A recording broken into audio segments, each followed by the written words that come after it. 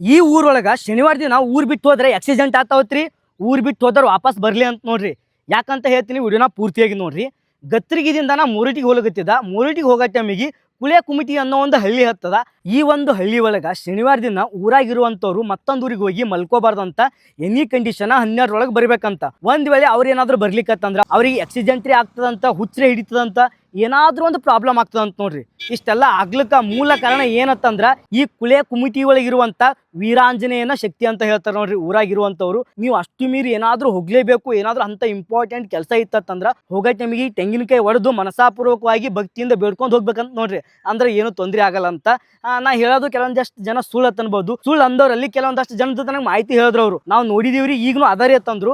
Doctor ಅದಾರಂತ ಮತ್ತೆ teacher ಅದಾರಂತ. ಅವ್ರು ಇದೇ ರೀತಿ ಅಂದ್ರೆ ನಾವು ಮಾಡ್ತಿರ್ತೀವಲ್ಲ, ಹಂಗೇನ್ ಆಗಲ್ಲ ಬಿಡು ಅಂತ ಕರೆ ಶನಿವಾರ ದಿನ ಏನ್ ಮಾಡ್ತಾರೆ, ಊರ್ ಬಿಟ್ಟು ಹೋಗಿ ಬೇರೆ ಕಡೆ ಹೋಗಿ ಮಲ್ಕೊಂಡ್ರಂತ, ಏನೇನೋ ಮಾಡಿರಂತ.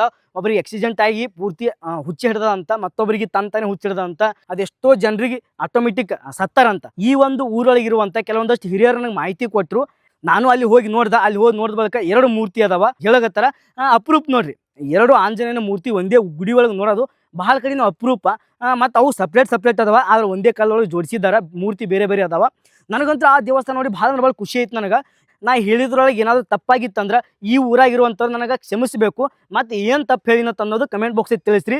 ವಿಡಿಯೋ ಇಷ್ಟ ಆಗಿತ್ತಂದ್ರೆ ಫಾಲೋ ಮಾಡಿರಿ. ಹಾಗೆ ನಿಮ್ಮ ಫ್ರೆಂಡ್ಸ್ ಆ್ಯಂಡ್ ಫ್ಯಾಮಿಲಿದವ್ರಿಗೆ ಶೇರ್ ಮಾಡಿರಿ. ಈ ಊರೊಳಗೆ ಶುಭ ಕಾರ್ಯಗಳು ಆಗೋ ಟೈಮಿಗೆ ಪ್ರತಿಯೊಬ್ಬರು ಆ ಒಂದು ಆಂಜನೇಯಗೆ ಅಲಂಕಾರ ಮಾಡ್ಬೇಕಂತ, ಪೂಜೆ ಮಾಡ್ಬೇಕಂತ, ಮತ್ತು ದೀಡ್ ನಮಸ್ಕಾರ ಹಾಕ್ಬೇಕಂತ ನೋಡ್ರಿ. ಆ ಫ್ಯಾಮಿಲಿ ಒಳಗೆ ಒಬ್ರು ಯಾರಾದ್ರೂ ಒಬ್ರು ಹಾಕ್ಲೇಬೇಕಂತ. ಒಂದು ವೇಳೆ ನೀವು ಅಷ್ಟು ಮೇಲೆ ಹಾಕ್ಲಿಲ್ಲ ಅಂತಂದ್ರೆ ಏನಾದರೂ ಒಂದು ತೊಂದರೆ ಕಟ್ಟಿಟ್ಟು ಬುತ್ತಿ ಅಂತ ನೋಡ್ರಿ ಇಲ್ಲಿರುವಂಥ ಹಿರಿಯರು ಹೇಳ್ತಾರ. ನಿಮ್ದು ಏನಾದರೂ ಕೆಲಸ ಆಗ್ಬೇಕಾಗಿತ್ತಂದ್ರೆ ಈ ಒಂದು ಆಂಜನೇಯನಿಗೆ ಬಂದು ಮನಸಾಪೂರ್ವಕವಾಗಿ ಬೇಡ್ಕೊಂಡ್ರಿ ಅಂದ್ರೆ ಡೆಫಿನೆಟ್ಲಿ ಆ ಒಂದು ಕೆಲಸ ಆಗ್ತದಂತ ನೋಡ್ರಿ. ನೀವೇನಾದ್ರೂ ಈ ಸೈಡ್ದವ್ರು ಇದ್ರಿ ಅಂದ್ರೆ ಬಂದು ಒಂದು ಟೈಮ್ ಈ ಒಂದು ದೇವಸ್ಥಾನಕ್ಕೆ ವಿಸಿಟ್ ಮಾಡಿರಿ. ಎಷ್ಟು ವರ್ಷ ಆಯ್ತು ಗೊತ್ತಿಲ್ಲ ಈ ಒಂದು ಪ್ಲೇಸಿಗೆ ಬಂದು. ನಮ್ಮ ಊರಾಗ ಒಬ್ರು ದೇವ್ರು ಮಾಡಿರು, ಅವ್ರ ಜೊತೆ ನಾನು ಬಂದಿದ್ದ. ಅವಾಗಿಂದು ಸ್ವಲ್ಪ ನೆನಪದ.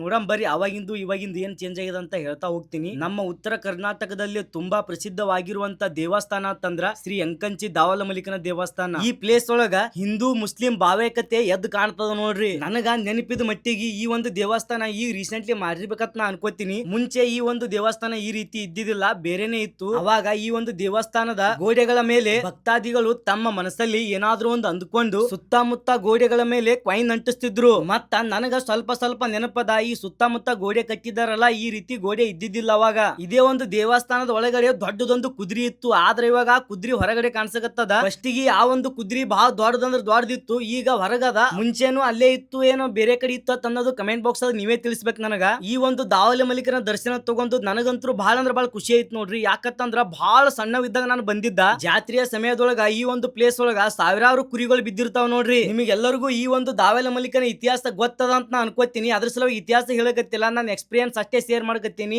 ಯಾರು ಈ ದಾವಲಮಲ್ಲಿಕನ ದರ್ಶನಕ್ಕಾಗಿ ಬಂದಿದ್ದೀರಿ, ಹಾಗೆ ಈ ಒಂದು ವಿಡಿಯೋನ ಶೇರ್ ಮಾಡಿ ಫಾಲೋ ಮಾಡ್ಕೊಂಡು 2 ಲೈನ್ಸ್ ಒಳಗ ನಿಮ್ ಎಕ್ಸ್ಪೀರಿಯನ್ಸ್ ಅನ್ನು ಶೇರ್ ಮಾಡ್ಕೋರಿ. ಹುಚ್ಚಾನೇ ಇರ್ಲಿ, ಬಡವಾನೇ ಇರ್ಲಿ, ಶ್ರೀಮಂತನೇ ಇರ್ಲಿ, ಒಳ್ಳೆಯ ಮನಸ್ಸಿನಿಂದ ಪೂಜೆ ಪುನಸ್ಕಾರ ಮಾಡಿದ್ರ ಸಾಕ್ಷಾತ್ ಪರಶಿವನೇ ನಿಮಗ ದರ್ಶನ ಕೊಡ್ತಾ ನೋಡ್ರಿ.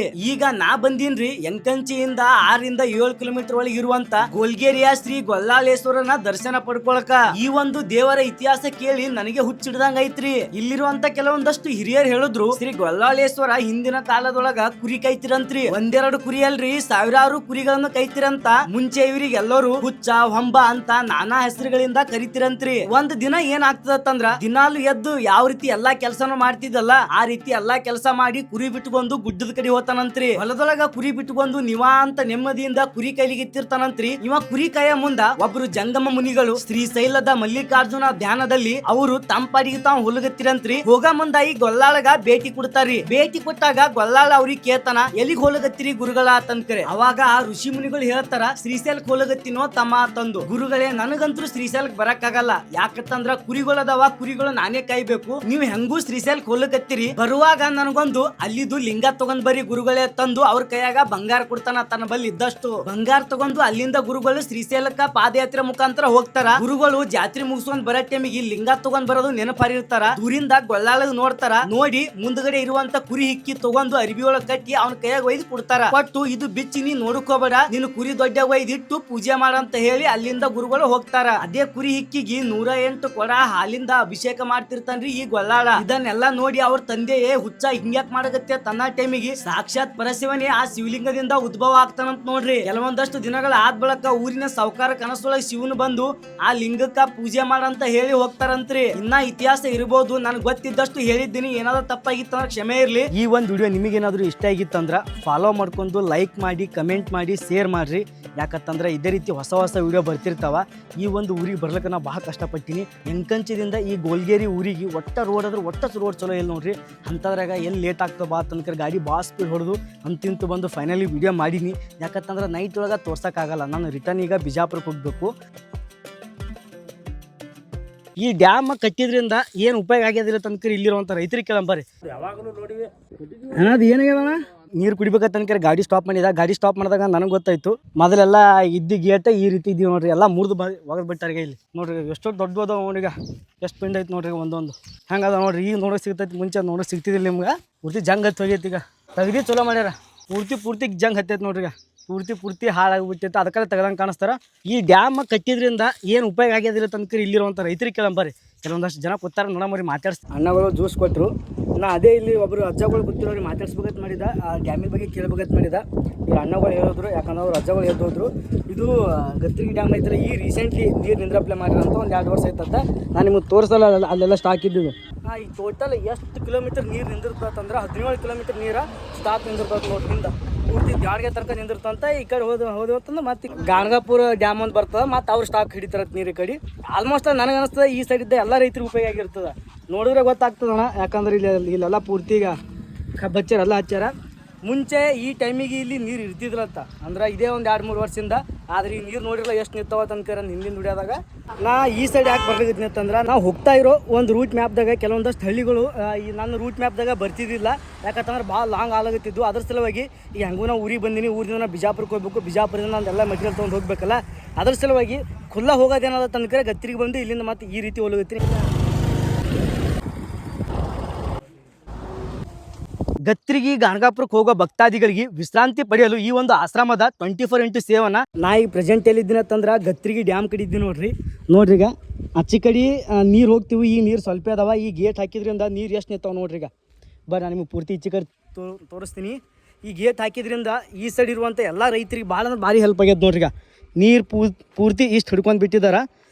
ಈ ಗೇಟ್ ಇರೋ ಟೈಮಿಗೆ ನೀರೆಲ್ಲ ಹರಿದು ಹೋಗ್ಬಿಡ್ತೀವಿ. ಯಾಕಂದ್ರೆ ಕೆಳಗೆ ಹೋಗಿಬಿಡ್ತೀವಿ, ನೀರೇ ಇರ್ತಿದ್ದಿಲ್ಲ ಇಲ್ಲಿ ನೋಡ್ರಿ. ಪೂರ್ತಿ ತುಂಬ್ಯದ. ಈಗ ಪೂರ್ತಿ ತುಂಬ್ಯದ ನೋಡ್ರಿ. ಇದೆಲ್ಲ ಮೊದಲು ಇದ್ದಿದ್ದಿಲ್ಲ, ಈಗ ರೀಸೆಂಟ್ಲಿ ಮಾಡ್ರ. ನಾನಂತರೂ ಅಷ್ಟು ನೋಡಿ ಮಟ್ಟಿ ನನಗೆ ನೆನಪಿಲ್ಲ.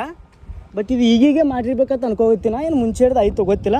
ಬಟ್ ನಾ ಇದನ್ನು ನೋಡೋಗತ್ತಿ ಫಸ್ಟ್ ಟೈಮ್ ನೋಡ್ರಿ. ಇದು ಯಾವ ರೀತಿ ಮ್ಯಾಗ ಎತ್ತರ ತನಕ ನೋಡೋಗತ್ತಿ ಫಸ್ಟ್ ಟೈಮ್. ಇದು ನಾವು ಒಟ್ಟ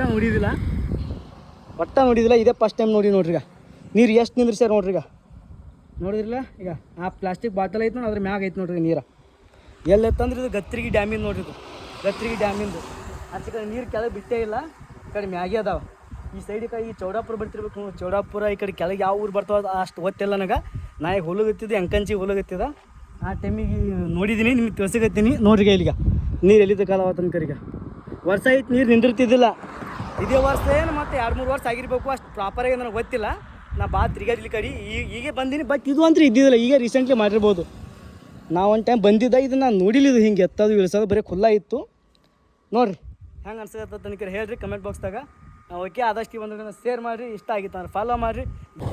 ಇಲ್ಲಿಂದ ಸಿಂದಗಿ 33 ಕಿಲೋಮೀಟ್ರ್ ಆಗ್ತದೆ. ಮೂರಿಟಿಗೆ 10 ಕಿಲೋಮೀಟ್ರ್. ಬಗಲೂರ 2 ಕಿಲೋಮೀಟ್ರ್ ಆಗ್ತದೆ ನೋಡ್ರಿ ಇಲ್ಲಿಂದ. ಈ ಒಂದು ಜಾಗಕ್ಕ ಇದೇ ಫಸ್ಟ್ ಟೈಮ್ ನಾ ಬಂದಿ ನೋಡ್ರಿ. ಇವ್ರ ಫೋಟೋ ನೋಡಿದ್ರ ಎಲ್ಲರಿಗೂ ಗೊತ್ತೇ ಆಗ್ತದ ಇವ್ರು ಯಾರದಾರ ತಂದು. ನಾ ಗತ್ರಿಗೆ ಹೊಲಗತ್ತಿದ್ದ. ಹೋಗೋ ಟೈಮಿಗೆ ಗತ್ರಿಗೆ ಫ್ಯಾಕ್ಟ್ರಿ ಕಾಣಿಸ್ತಿಲ್ಲ. ಬಿಸಿಲಂತೂ ಭಾಳ ಇತ್ತು. ಅದ್ರ ಸಲುವಾಗಿ ಮಾಯಿನ ಗಿಡದ ಕೆಳಗೆ ಬಂದು ನಿಂತ್ಕೊಂಡಿದ್ದೀನಿ. ಈ ಒಂದು ಜಾಗಕ್ಕ ಇದೇ ಫಸ್ಟ್ ಟೈಮ್ ನಾ ಬಂದಿ ನೋಡ್ರಿ. ಇವ್ರ ಫೋಟೋ ನೋಡಿದ್ರ ಎಲ್ಲರಿಗೂ ಗೊತ್ತೇ ಆಗ್ತದ ಇವ್ರು ಯಾರದಾರ ತಂದು. ಗತ್ರಿಗೆ ಗಾಣಗಾಪುರಕ್ಕೆ ಹೋಗೋ ಭಕ್ತಾದಿಗಳಿಗೆ ವಿಶ್ರಾಂತಿ ಪಡೆಯಲು ಈ ಒಂದು ಆಶ್ರಮದ ಇವಾಗ ನಾ ಪ್ರೆಸೆಂಟ್ ಎಲ್ಲಿದ್ದೀನಿ ಅಂತಂದ್ರ ಕುಳೆ ಕುಮಟಿಗೆ ಅನ್ನೋ ಒಂದು ಗ್ರಾಮ ಒಳಗಿದ್ದೀನಿ. ನೀವು ನೋಡ್ತಾ ಇದ್ದಿರಲ್ಲ ಶ್ರೀ ಮುಕ್ತಾನಂದ ಶಿವಯೋಗಿ ಪುಣ್ಯಾಶ್ರಮ. ಈ ಒಂದು ಆಶ್ರಮ ಕಟ್ಟಿರೋ ಉದ್ದೇಶ ಏನಂತಂದ್ರ ಬಂದಿರುವಂತ ಭಕ್ತಾದಿಗಳಿಗೆ ವಿಶ್ರಾಂತಿ ಪಡಿಬೇಕು ಅನ್ನೋ ಒಂದು ಉದ್ದೇಶಕ್ಕಾಗಿ ಈ ಒಂದು ಆಶ್ರಮವನ್ನು ನಿರ್ಮಾಣ ಮಾಡಿದ್ದಾರ. ಒಳಗಡೆ ಬಂದಿವತ್ತಂದ್ರೆ ಈ ರೀತಿ ವಿಶಾಲವಾಗಿರುವಂತ ಒಂದು ಆವರಣ ನೋಡ್ತೀವಿ. ಇಲ್ಲಿ ಒಳಗಡೆ ನೀವು ರೆಸ್ಟ್ ಮಾಡಬಹುದು. ಬಂದಿರುವಂತ ಭಕ್ತಾದಿಗಳಿಗೆ ರಾತ್ರಿ ಉಳ್ಕೊಳ್ಳಕ ಪ್ಲೇಸಸ್ ಸಿಗಲ್ಲ, ವಿಶ್ರಾಂತಿ ಪಡೆಯಲು ಜಾಗ ಸಿಗಲ್ಲ. ಅಂತ ಸಮಯದೊಳಗ ಬಂದಿರುವಂತ ಭಕ್ತಾದಿಗಳಿಗೆ ಹೆಲ್ಪ್ ಆಗಲಿ ಅನ್ನೋ ಉದ್ದೇಶಕ್ಕಾಗಿ ಈ ಒಂದು ಆಶ್ರಮವನ್ನು ನಿರ್ಮಾಣ ಮಾಡಿದ್ದಾರೆ. ಎಲ್ಲಾ ಭಕ್ತಾದಿಗಳು ಈ ಒಂದು ಆಶ್ರಮದ ಉಪಯೋಗ ಪಡ್ಕೋಬೇಕು. ಈ ಒಂದು ಆಶ್ರಮವನ್ನು 2021ನೇ ಇಸ್ವಿ ಒಳಗ ಸ್ಟಾರ್ಟ್ ಮಾಡಿದಾರ. ಇವಾಗ 5 ವರ್ಷ ಆಯ್ತಂತ ನೋಡ್ರಿ. ಬರ್ರಿ ನಾನು ನಿಮ್ಗೆ ಒಳಗೆ ಯಾವ ರೀತಿ ಅದಂತ ತೋರಿಸ್ತೀನಿ. ಆಶ್ರಮದ ಬಗ್ಗೆ ಬಹಳಷ್ಟು ಜನರಿಗೆ ಗೊತ್ತಿಲ್ಲ. ಇಲ್ಲಿ ನೋಡ್ರಿ, ಇದೇ ಒಂದು ಆಶ್ರಮ. ನೀವು ನೋಡ್ತಾ ಇದ್ರಲ್ಲ, ಇವರೇ ನೋಡ್ರಿ ಆ ಸ್ವಾಮೀಜಿಗಳು. ನಾ ಅಂದಲ್ಲ, ಗತ್ರಿಗೆ ಭಾಗ್ಯವಂತಿ ದೇವಿಯ ಆ ದಾಸವನ್ನು ಫಸ್ಟ್ ಸ್ಟಾರ್ಟ್ ಮಾಡಿದವರು ಇವರೇ. ನೀವೇನಾದ್ರೂ ಈ ಒಂದು ಆಶ್ರಮಕ್ಕೆ ಬಂದ್ರಿ ಅಂದ್ರ ಇದ್ರೊಳಗೆ ನೀವು ಇಲ್ಲಿ ಸ್ಟೇ ಮಾಡ್ಬೋದು ನೋಡ್ರಿ. ಇಷ್ಟೊಂದು ಜಾಗದೊಳಗ ಚನ್ನಬಸಯ್ಯ ಸ್ವಾಮಿ ಹತ್ರಿ ಸಾವಿರಾರು ಭಕ್ತರು ಬರ್ತಾರ. ನೀರ ನೆರಳಿನ ಒಂದು ಅನಾನುಕೂಲ ವ್ಯವಸ್ಥೆ ಇತ್ತು. ದಾಸೋ ಕೋಲಿ ತೋರ್ಸಕತ್ತೀನ್ರಿ. ಇವಾಗ ನೋಡ್ರಿ ರೆಡಿ ಮಾಡಕತ್ತಾರ ಅಜ್ಜಾರು. ಆಶ್ರಮ ಇವಾಗ ಸ್ವಲ್ಪ ಚಿಕ್ಕದಿರ್ಬೋದು. ಒಂದೊಂದು ಕಾಲ ಒಳಗ ಇವರು ಒಳ್ಳೆ ಉದ್ದೇಶಕ್ಕಾಗಿ ಓಪನ್ ಮಾಡಿರೋದ್ರೆ ಡೆಫಿನೆಟ್ಲಿ ಬೆಳೆದೇ ಬೆಳೀತದ. ನೀವು ಇವಾಗ ನೋಡ್ತಾ ಇದ್ರಲ್ಲ, 2 ಎಕರೆ ಒಳಗ ಈ ಒಂದು ಮಾವಿನ ಗಿಡ ಹಚ್ಚಿದಾರ ಅಂತ ನೋಡ್ರಿ. ಟೋಟಲ್ 2000 ಗಿಡಗಳು. ನೀವೇನಾದ್ರೂ ಸರೌಂಡಿಂಗ್ ಇದ್ದಿರತ್ತಂದ್ರ ಒಂದ್ ಟೈಮ್ ಬಂದು ಈ ಆಶ್ರಮ ನೋಡ್ಕೊಂಡ್ ಹೋಗ್ರಿ. ನಾ ಬ್ಯಾರೆ ಊರಿಗೆ ಹೋಗತ್ತಿದ್ದ, ಬ್ಯಾರೆ ಊರಿಗೆ ಹೋಗೋ ಟೈಮಿಗೆ ಈ ಮಾವಿನ ಗಿಡ ನೋಡಿ ಒಳಗಡೆ ಬಂದ. ಒಳಗ್ ಬರ್ನ ಗೊತ್ತಾಯ್ತು ಇದೊಂದು ಆಶ್ರಮ ಆದತ್ತಂದ್ರೆ ಗತ್ರಿಗಿ, ಗಾಣಗಾಪುರ, ಅಫ್ಜಲ್ಪುರ ಬರುವಂತ ಎಲ್ಲಾ ಭಕ್ತಾದಿಗಳಿಗೆ ಈ ಒಂದು ದಿನ ಶೇರ್ ಮಾಡ್ರಿ. ನಿಮ್ ಫ್ರೆಂಡ್ಸ್ ಅಂಡ್ ಫ್ಯಾಮಿಲಿದವ್ರಿಗೆ. ಯಾಕಂತಂದ್ರೆ ಅವ್ರು ಒಂದ್ ಟೈಮ್ ಈ ಸೈಡ್ ಬಂದಾಗ ರಾತ್ರಿ ಸಮಯದಾಗೂ ವಿಶ್ರಾಂತಿ ಪಡಿಬಹುದು, ಡೇ ಒಳಗೂ ವಿಶ್ರಾಂತಿ ಪಡಿಬಹುದು, ಮಧ್ಯಾಹ್ನದಾಗೂ ವಿಶ್ರಾಂತಿ ಪಡಿಬಹುದು. ಯಾವಾಗ್ನು 24x7 ಫ್ಯಾಮಿಲಿದವರು ಇಲ್ಲಿ ಸೇಫ್ ಆಗಿರ್ಬೋದು. ನಿಮಗ ದಾಸೋಹ ಕೂಡ ಇರ್ತೈತಿ ನೋಡ್ರಿ. ನೀವೇನಾದ್ರೂ 2-3 ಜನ ಬಂದಿರತ್ತಂದ್ರ ಮುಂಚೆನೆ ದಾಸೋಹ ಇದ್ದಿರ್ತ ಊಟ ಮಾಡ್ಬೋದು. ನೀವೇನಾದ್ರೂ ಫ್ಯಾಮಿಲಿ ಸಮೇತ ಅಂದ್ರೆ 10 ರಿಂದ 15 ಜನ ಬಂದಿರತ್ತಂದ್ರ, 5-6 ಜನ ಬಂದಿರತ್ತಂದ್ರ ಒಂದ್ ಅರ್ಧ ತಾಸ ನೀವು ವಿಶ್ರಾಂತಿ ಪಡೆಯುವಷ್ಟರಲ್ಲೇ ನಿಮ್ಗೆ ದಾಸೋಹ ಮಾಡಿ ಬಿಸಿ ರೆಡಿ ಮಾಡಿ ಕೊಡ್ತಾರ ನೋಡ್ರಿ. ನನಗೆ ನಾಷ್ಟ ಮಾಡಿಸಿ ಕಳ್ಸಿದ್ರು ನೋಡ್ರಿ. ನಾನು ನಾಷ್ಟ ಮಾಡಿದ್ದೀನಿ. ನಾಷ್ಟ ಮಾಡಿ ಮತ್ತೆ ಬೇರೆ ಊರಿಗೆ ಹೋಗತ್ತೀನಿ ನೋಡ್ರಿ. ಬರ್ರಿ ಹೋಗಮ್ಮು.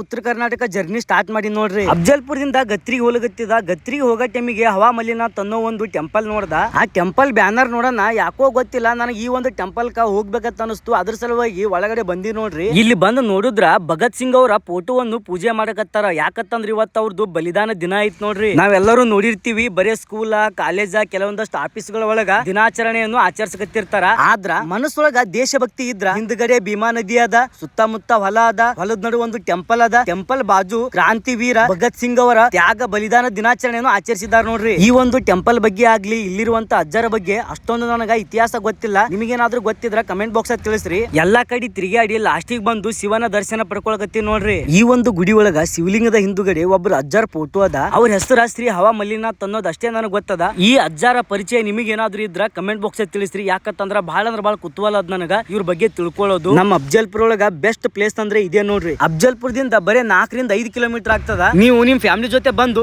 ಈ ಗಿಡಗಳ ಕೆಳಗೆ ಕುತ್ಕೊಂಡು ಊಟನೂ ಮಾಡಬಹುದು, ವಿಶ್ರಾಂತಿನೂ ಪಡಿಬಹುದು. ಮತ್ತ ಯಾರಾದ್ರೂ ಕಾಂಪಿಟೇಟಿವ್ ಎಕ್ಸಾಮ್ ಪ್ರಿಪರೇಷನ್ ಮಾಡಕತ್ತೀರಂದ್ರ ಈ ಬ್ಯಾಸಿಗೆ ದಿನದಾಗ ಈ ಒಂದು ಪ್ಲೇಸ್ ಬೆಸ್ಟ್ ಐತ್ ನೋಡ್ರಿ. ಈ ವಿಡಿಯೋನ ನಿಮ್ ಫ್ರೆಂಡ್ಸ್ ಅಂಡ್ ಫ್ಯಾಮಿಲಿದವರಿಗೆ ಶೇರ್ ಮಾಡ್ರಿ. ಮತ್ತ ಇದೇ ರೀತಿ ಹೊಸ ವಿಡಿಯೋ ಬರ್ತಿರ್ತಾವ, ಫಾಲೋ ಮಾಡೋದು ಮರ್ಲಿಕ್ ಹೋಗ್ಬೇಡ್ರಿ. ಮತ್ತ ಇಲ್ಲಿಂದ ನಾನು ಗಾಡಿ ಸ್ಟಾರ್ಟ್ ಮಾಡ್ಕೊಂಡು ಈಗ ಗತ್ರಿ ಕಡೆ ಹೋಲಕತ್ತೀನಿ. ಇನ್ನ ಪಕ್ಕ ಬ್ಯಾಸಿಗಿನ ಸ್ಟಾರ್ಟ್ ಆಗಿಲ್ಲ. ಹೀಗೆ ಬಿಸಿಲು ನೋಡಿದ್ರ ಮುಂಜಾನೆ 9 ಗಂಟೆಗೆ ಮನಿ ಬಿಟ್ಟು ಹೊರಗ ಬರ್ಲಾರ್ದಂಗ್ ಮಾಡಕತ್ತದ. ಈ ಊರ್ ನೋಡ್ರಿ ಹಿಂಚಿಗೇರ, ವಿಜಯಪುರ ಡಿಸ್ಟ್ರಿಕ್ಟ್ ಒಳಗ ಒಂದ್ ಬರ್ತದ್ರಿ ಹಿಂಚಿಗೇರಿ ಅಂತ. ಬಿಸಿಲ ಬಾಳ ಆಗ್ಯದ, ಅದಕ್ಕಾಗಿ ಇಲ್ಲೇ ಗಾಡಿ ಸ್ಟಾಪ್ ಮಾಡ್ತೀನಿ. ಮುಂದ ಇಲ್ಲಿಂದ ನೆಕ್ಸ್ಟ್ ಏನಾಯ್ತು ಅನ್ನೋದು ಮುಂದಿನ ವಿಡಿಯೋ.